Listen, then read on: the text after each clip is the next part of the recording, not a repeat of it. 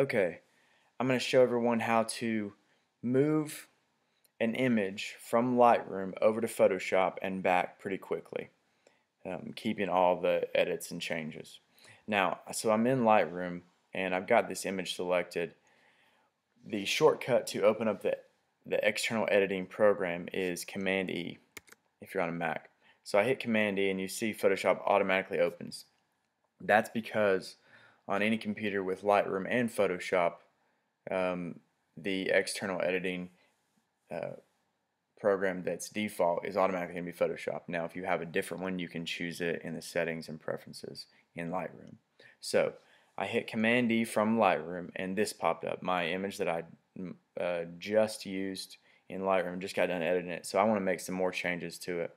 I'm just going to make a really simple change and just maybe crop it and make it smaller. So as you can see, all I did is crop it. Now what I'm going to do is press Command S, which is simply save. So I press Command S. Now in the background you saw something happen.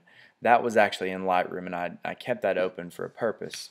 You saw down here at the bottom this extra image pop up. Now that was what I just saved, and that automatically happened in Lightroom.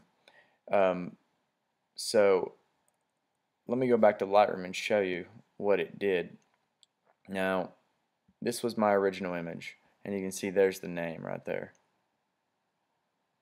Okay, when I saved that edited image in Photoshop under the same name, it automatically moved it back into Lightroom but created a copy of the same image name, except it added edit to the end of it.